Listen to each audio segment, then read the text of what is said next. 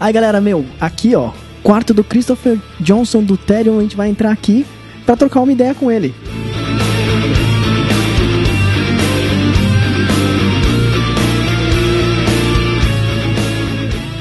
Christopher, I would like to ask you about your projects prior to Therion. You know, do you remember any of them, like Carbonized or something like? What do you remember from those times?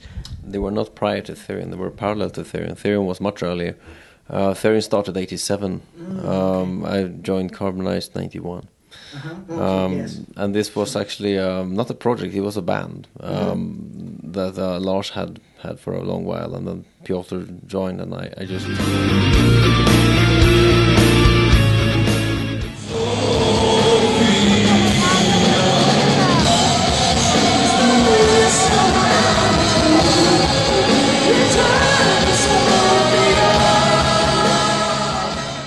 In 95 on Lepaka, Clifford, was there when we started to use female voices from Therion point? I mean, how do you get the idea of starting to put female voices in your records?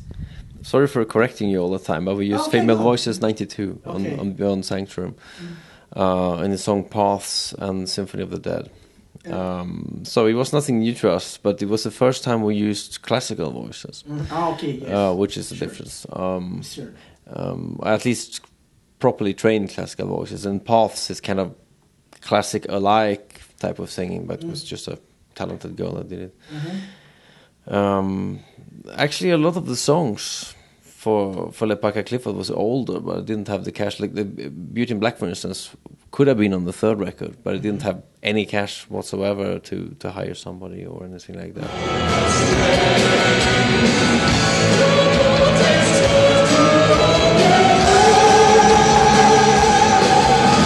Do you have any graduation in music, you yourself? Because I'm asking that because of, you know, it was all complex orchestrations that you use in Therion, and you use very unusual instruments like oboe and tuba and like balalaikas even. Quite common instruments. No, well, not for metal. No, okay. But we do actually use uncommon instruments also for being classical, like Wagner tubas. What do you use more? Bass trumpet and... Well, classical instruments that are rare in the classical scene we've used a lot. Yeah. Especially the Wagner tuba is very rarely used besides Richard Wagner's music. I mean, he gave the name to the tuba. But I know Richard Strauss used it, and I think Prokofiev used it a little bit, but I think that's pretty much it.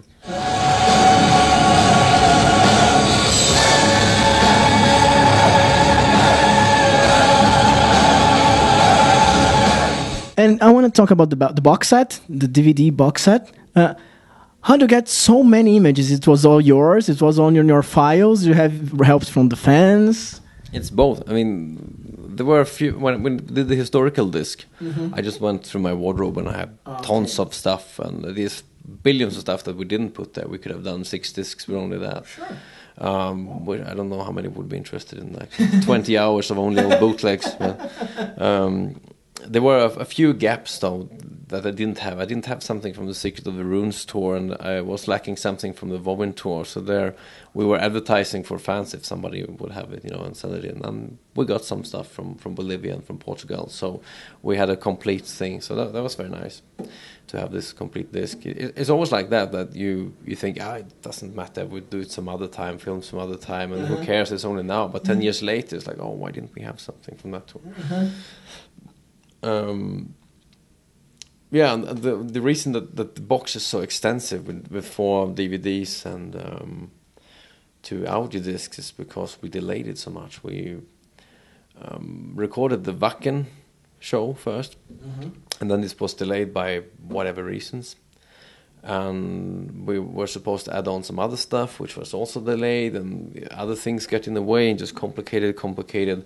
And in the end, we were, I think, 3 years delayed. And I thought, look, we got to have some incredible, remarkable product to put out.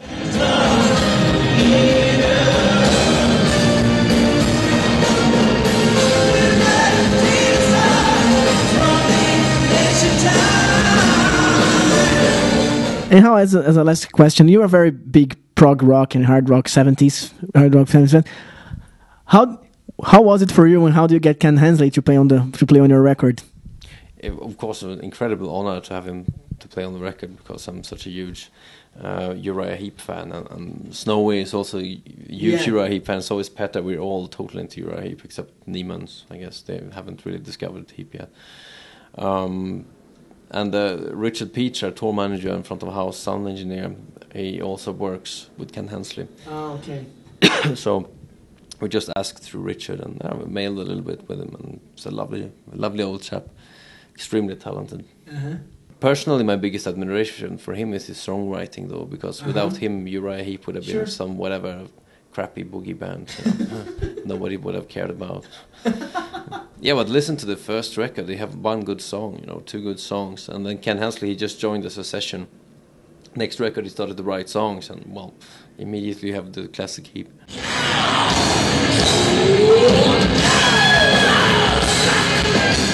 Thank you very much, Chris. Thank you very much.